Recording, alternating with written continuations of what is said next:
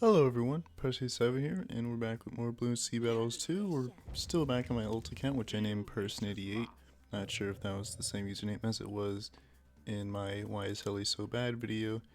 Anyways, we're back in the ult account with the setup I'm going for this time. The strategy I want to try out is Boomer Sub Village. Now, why this strat? Now, I first saw this strat in one of my previous videos.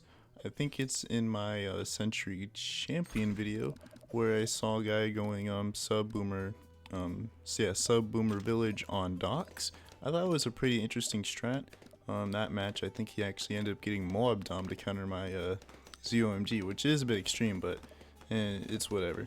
I first saw the strat on that map, and I guess I decided, I was, getting pretty bored playing on my main account, where I am kind of stuck, going NG Wizard Ice. And I can't really progress any further at this point in my main account, as dartling is just a bit too strong that most rushes don't really work, unless maybe DETs, but even then, if they're going dartling ninja sniper, they just spam sticky bombs and maims, but it's whatever. So as you can see, this is a match in the yellow stadium. This was shortly after I progressed out of a red balloon camp, or I guess not really shortly, because I do have like one tier 4 at this point, I think, which is more glaives. I ended up skipping, MOA press and turbocharge and just went straight for more glaives, because that's kind of essential for early game. And boomer start, it's actually surprisingly good. It is really one of the few towers you can actually start with. I do believe that some towers should get a small buff to make them like viable early game, as most early game towers aren't really that good, that you can't really start with them, especially if your opponent is going spaced eco, like going farms. But people rarely go farms, so that's not really too much of an issue. Now, one thing I forgot to mention, in my last video, is why Heli survives. Another reason is that Heli can barely survive early game. It is pretty ridiculous that it gets overwhelmed by like blues, which is really crazy. Like, even with quad darts, I'm still struggling against early game balloons, which is the main reason why I dropped, Heli Ice Village, is simply because, Heli is just a terrible early game tower. It'd probably benefit from like either like Pierce or just like small attack speed buff, not even like a huge Pierce buff, but just like maybe just 1+1 Pierce. It is crazy, to think that +1 Pierce can do a fair bit. But how am I starting? Well, this start for pretty much every map just goes from Boomer into Gwendolyn. Now I usually ended up going like a 2-2-0 into a 3-0-2 Boomer. I usually go 3-0-2 because why not? My opponent's usually not really sending any like too tough balloons, except here he's going spaced white, so I ended up going for a 2-0-2 after getting my ricochet, just to hopefully defend. Now, something I learn about the strat is that it is pretty fun to do. Boomer is a pretty good and fun tower to use. Now, why Boomer Sub Village? Well, when I saw that guy in one of my previous videos, I can't remember which one. I'm pretty sure it was the Century Champion one, or the Prince of Darkness one. Oh no, it wasn't Pod. But anyways, why this setup? It is pretty interesting and how it works. Basically, this really isn't really much of a late game, setup. I guess you maybe could, but really your only late game towers is probably like preemptive, and then all of Boomer tiers 5. And Boomer's tier 5s aren't really late game towers. Your best one is probably MOAB Dom, but of course MOAB Dom is expensive and really isn't good against the bad, because the knockback doesn't work against bad balloons. So mainly, this setup really does try to, support Boomer with Village.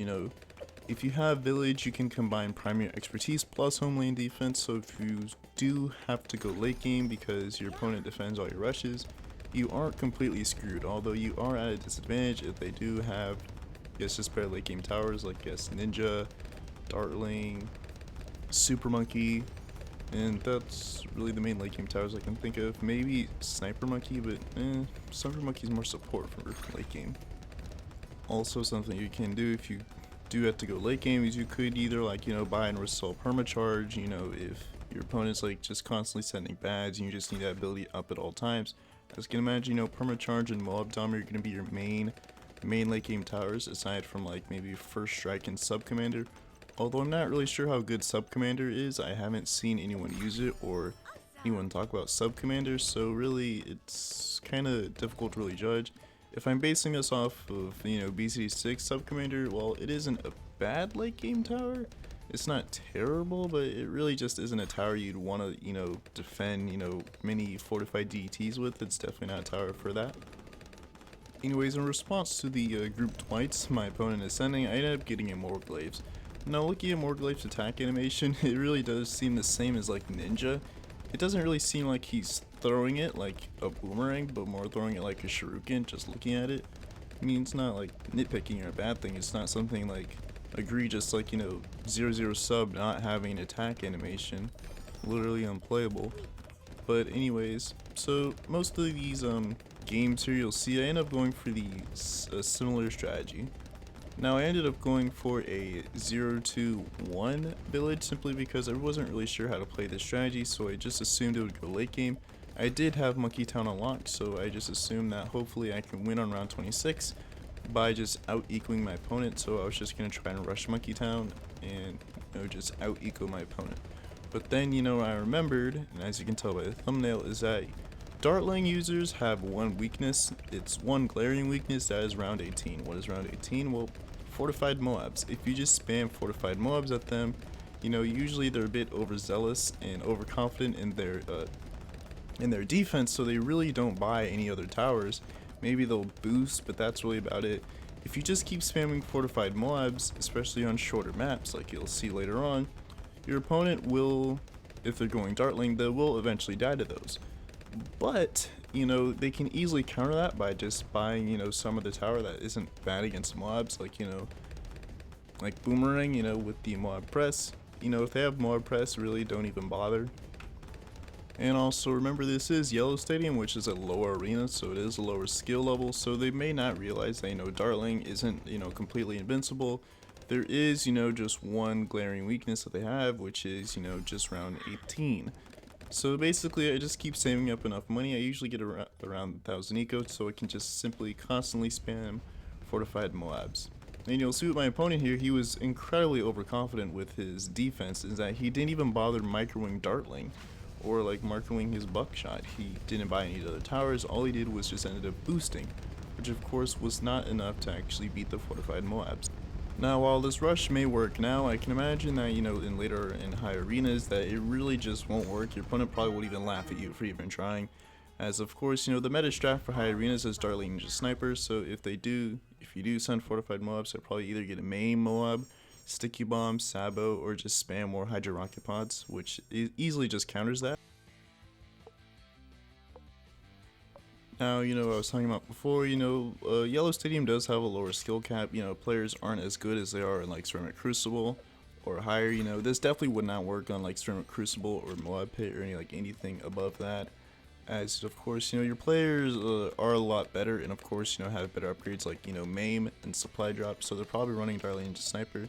So as you can see here, this is an example of one time, you know, players aren't as good. You know, Banana Legend like puts his dartling in like a really weird spot that really mainly gets the, you know, the AI Bloon TD path, but it's not good for the eco path. So I was going to exploit that late game, or not late game, on round 18. As of course, you know, immediately when I saw that, I was just kind of like, you know, whoa, that's a weird spot. That's not really good for AI sent balloons.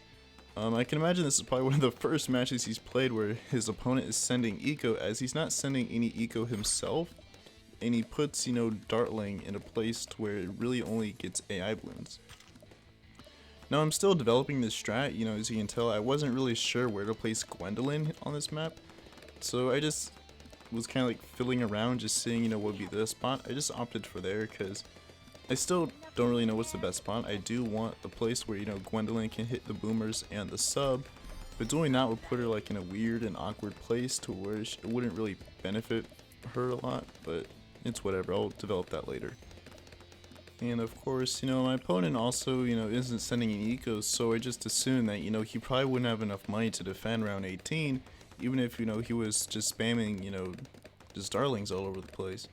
So it's kind of interesting. You know, I wish, you know, NK was a bit more just, I guess, informative with the tutorial, as it really doesn't teach players a whole lot, and I probably would be making the same mistake he did, you know, if I haven't, you know, watched battles. You know, I used to watch battles videos before I actually started playing battles myself. I did play battles 1 briefly. I did do one video on it where I did a dart farm wizard. I didn't really develop that strat, but basically I just saw Aliens Rock said that, you know, dart farm wiz was a good early game strat and you didn't really need any medallions for that, so I just ended up doing that. And you know, it was pretty fun to play, and with a short time I played it anyway.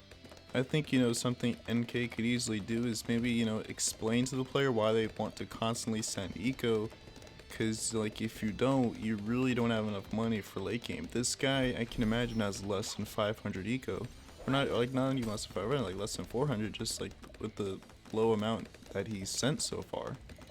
Maybe something NK could add to the tutorial is maybe like a match, like an AI match, you know, that isn't, you know, with Gwendolyn, because, you know, with that Gwendolyn match, you know, she just like placed down OP towers, and it was just basically, oh, you know, Gwendolyn has a weakness against purple balloons, which I guess, you know, sort of explains weakness, but I mean, most players like won't really remember that, or like really understand balloon properties in general, like, you know, camo, lead, purples, blacks and whites and zebras and all that. Anyways, my opponent gets around 8 Hydra Rocket Pods, which is incredibly expensive to go for at this point, especially since, you know, he hasn't sent any eco, so I can imagine that's like most of his money like just down the drain. Anyways, you know, Banana was just really letting me just, you know, run away with, you know, just ecoing and not really just trying in general. You know, if my opponent was pressuring me, I really wouldn't have been able to get away with just a 3-2-0 and a 2-0-2 boomer. And you know, I just got a Camo Village here as I just want to be safe. Wasn't really sure if he was going to send any like camo balloons himself, seeing as he hasn't sent any eco. It doesn't seem like he's too interested in pressuring me in the slightest. Which of course, him not pressuring me like at all is just, you know, a fantastic thing, you know. Send no eco, I don't care. Now, just like looking at him, he's sending, you know, regen camo perps, so I guess that like contrasts against what I said earlier. It really wasn't enough to get me to boost. I think he was just kind of testing the waters just to see, you know, how good I was against those. But, you know, 2 ricochets, you know, wouldn't really say easily, but, you know, sort of easily defended that. So anyways, let's talk about how I like plan to kill most of my dartling players. Well, my strat for going against dartling players, especially in lower arenas, is basically just save up enough, like just get like 1,000 eco. I think 1,000 eco is a pretty decent amount. I usually get around 1,000 eco before round 18, and then just spam fortified MOABs at him, which, you know, usually ends up killing my opponent. Again, like I said earlier, this probably won't work in higher arenas, so if you're looking for this to, like, I guess maybe, you know, get some tips on how to beat dartling players in higher arenas, you know, I wouldn't recommend it, you know, especially if you're not going dartling ninja sniper yourself, or if you're not using any of those meta towers like dartling, then, you know, fortified MOABs probably won't really do much against him, as, you know, usually they'll have other towers to support, like again if they're going dartling ninja sniper, you know, they have maim, sticky bomb, pretty much any other tower you can think of, or even like Spectre. Spike balls is pretty good mid game, and if your opponent has spike balls, that basically shuts down that rush entirely. Anyways, my opponent placed down his snipers, so when I saw this, I was, you know, actually kind of worried, as I was assuming that he was getting a main MOAB down before, you know, round 18, so, you know, he was actually good against those. But then I remembered, you know, this guy hasn't been sending eco this whole game, so he probably doesn't have enough money to actually afford a main MOAB.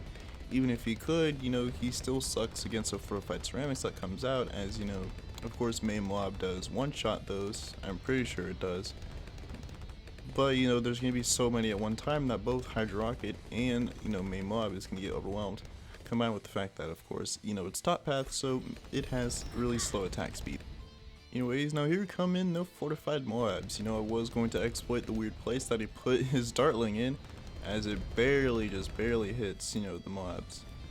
So anyways, I just keep spamming those, and his response was interesting. He boosts, and then he gets a semi-auto, which is incredibly weird, as he doesn't even cross path at number 1. Number 2, you know, how is he going to beat the ceramic insides even if he does? This last tower was heli, which was quite surprising. I really thought, you know, he was actually going dartling ninja sniper, which of course would have meant, you know, just game over for me. So in this match against Optimus Prime, this match was on Koru. which is a fairly interesting map. You know, I did have the opportunity to skip it, but you know, I was just kind of curious to see, you know, what was it like to be on Koru. Now, you know, Boomer's actually pretty good on Koru, as you'll see. If you put Boomer in that spot specifically, it gets an amazing curve. This is probably, you know, oddly satisfying, you know, just looking at it. It's so perfect that it just goes straight into the log. You know, just like, it just really is an incredible and amazing, you know, Boomer spot. Of course, you know, this map is very short, especially with the Bloon scent path. So where, you know, late game on this map, you know, I can imagine be kinda iffy. But, you know, I prefer to play games on shorter maps, as of course, you know, shorter maps are a lot harder and just a bit more fun to play, just in general. So it seems that Prime is trying to pressure me with some spaced greens. I end up getting a twin guns in the back just to make sure I don't leak too much. I did fully expect to leak lives. As you know, Boomer isn't really getting its nice curve like it was before. I could put on last, but I feel like that would do more harm than good. He ends up, you know, sending like spaced yellows at me, so he's like really trying to get me to leak early game. Now his strategy he goes for is actually kind of curious. He goes for 2 dartlings into a bomb into a boat. It seems that he's not really ecoing efficiently, and he's honestly just wasting his money. I'm still ecoing, like, even though he's sending all these spaced yellows, as I know that, you know, I don't really care much about leaking lives. Of course, real players know, I guess not real players, but any player knows that, you know, the only life that matters is the last one. Of course, you don't want to lose it. I am wondering why he was going for these towers as early, as, you know, he would have been fine with just maybe like 1 darling upgrade into like 020. No, I guess he really wanted that first blood. So I just, you know, gave it to him. You know, first blood really doesn't give too much like, you know, of a difference. I really only think it's like 5 monkey money, which isn't really just anything. I guess it's just kind of nice to get. I tried pressuring him for some whites, you know, just to see. He ends up upgrading, even though he would have defended those, you know, perfectly fine, even with no upgrades. No Optimist is still just like letting me, you know, just maximum greed. I guess not really maximum greed, since, you know, I should be sending, you know, greens right about now.